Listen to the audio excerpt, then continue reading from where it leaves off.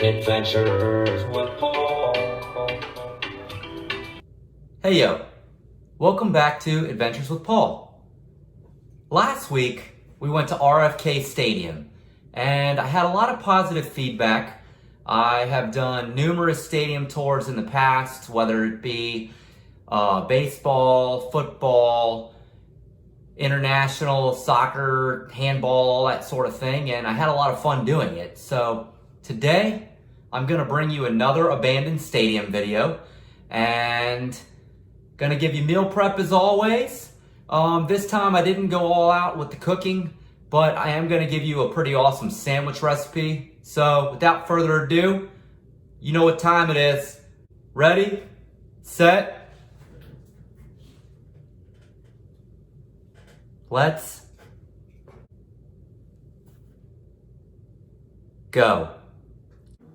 All right, guys, we're gonna go easy on the meal prep this week. It's the last week of school.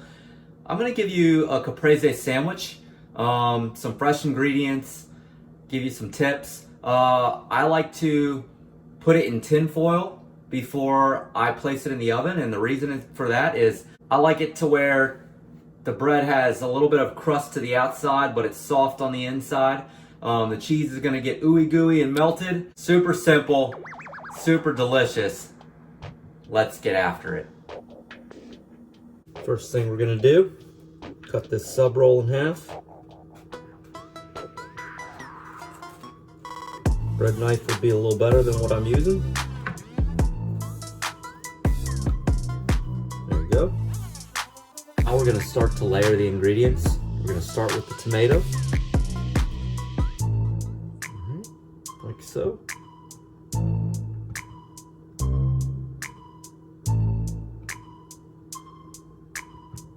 Next, we're gonna layer the mozzarella.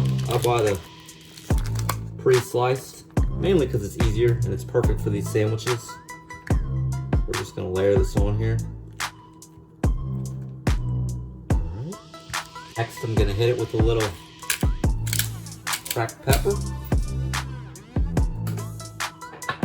Just a touch of salt, you don't need a lot, you got plenty in the cheese. Next comes the fresh basil.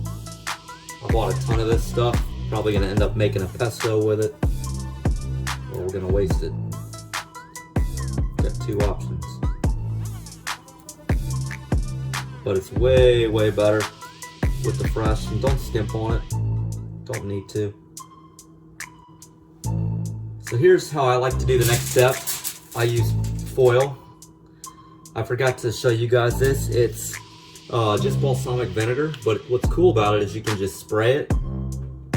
So I'm gonna give it a couple squirts. You don't need a lot. Well, that was probably a lot. And then olive oil, a little drizzle. All right. And then we're gonna close it up. Wrap this tight. 400-degree oven. Maybe 10-15 minutes or so. You can see that cheese is melted. Ooh, it's gonna be good. You know what time it is. Taste test.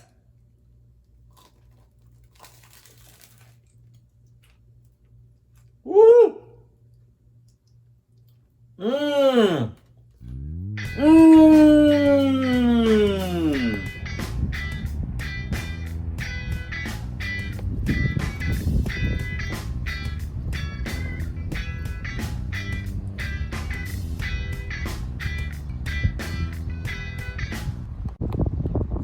Today I'm standing outside of Fitzner Stadium, the former home of the High A Potomac Nationals. They were moved just this past season. Last year was their last season in the ballpark, and now they are the Fredericksburg Nationals, or the Frednats. They actually had some pretty good baseball teams over the years. They won 4 league titles, their last coming in 2014. 3 of those titles actually came under management of the Washington Nationals, and they won 9 division titles, and I believe 4 of those, or I think 5 of those were actually under Nationals management. That was the ticket office and the merchandise, and then you would enter here. In the middle you have concessions, and then you would go through there to enter a game. The Potomac Nationals were a Class A advanced affiliate of the Washington Nationals.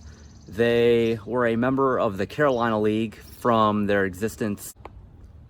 The Alexandria Dukes were moved in 1984 to Prince William, Virginia, and they started out as a affiliate for the Pittsburgh Pirates. At the time, they were called the Prince William Pirates. They became the Prince William Yankees. They were also an affiliate for the White Sox, and then they were an affiliate for the Cardinals, the Reds, and then finally their final resting place, I guess you could say, would have been the Nationals.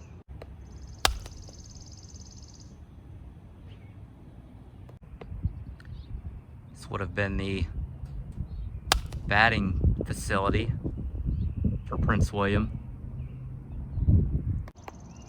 What was really impressive about the Peanuts, or any of the Prince William, they were the Prince William Cannons for a little bit, was the players that came through the organization. I don't know if you know anything about minor league baseball, but you progress from rookie ball to low A to high A to double A to triple A, and then finally the major leagues. That's kind of just a brief overview. But a lot of these players will never go past, A or double A, and the really, really good players, a lot of them will progress, from rookie ball to double A straight to the majors. But the amount of talent that came through Prince William are some of the best players, ever. A few of those players being Barry Bonds, the all-time home run leader.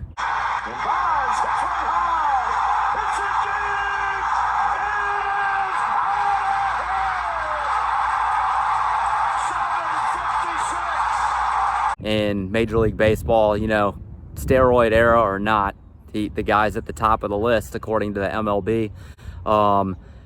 While they were a member of the New York Yankees, you have three of their the Yankee Hall enshrinees, which are Andy Pettitte, who has the most Major League postseason wins with 19.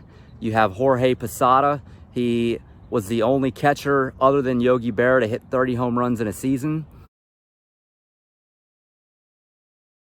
And you have Bernie Williams, who, if I am right, was a 4-time Gold Glove winner.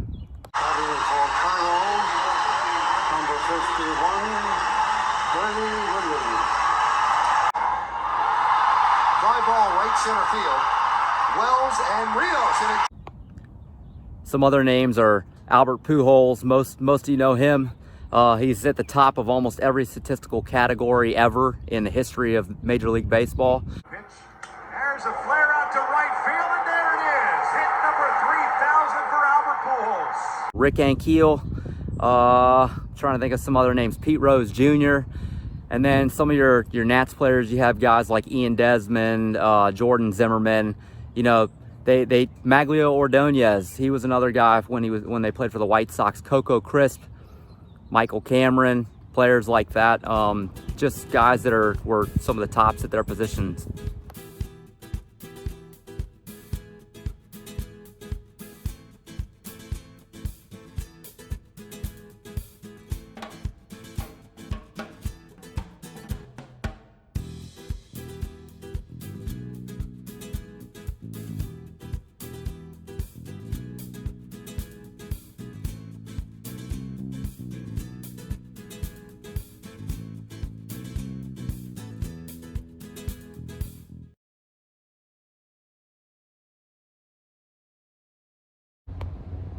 I actually don't really know what's going to happen to the ballpark. You have softball fields that surround the big field, but I haven't seen anything as to what they're going to do with it. You can see the need when you look at some of the video for a new ballpark. If you've ever been to a minor league baseball game, some of these facilities are beautiful. You have luxury boxes. You just have a lot more desire to go to a game versus coming here. But at the same time, I'm sure that it was great for the major league team, the affiliate, the Washington Nationals, while they were here. And the reason I say that is you had a lot of guys come here and do rehab assignments. You had Steven Strasburg come here, Pudge Rodriguez, guys like that would come and spend a couple days here. And then they're really not far from the big league club. They're 20, 25 minutes up the road.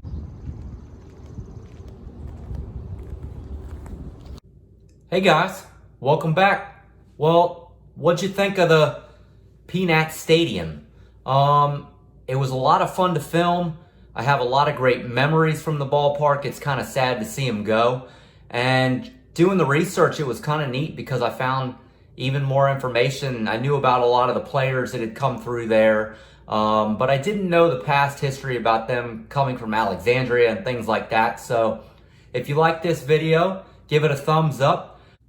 Feel free to drop a comment below and tell me kind of where you want me to go with this channel. Last week of school, so I got plenty of time now to go on more adventures. Subscribe to the channel. Thanks to all my subscribers so far. This has been a fun journey. And as always, stay stoked. Catch you on the flip side.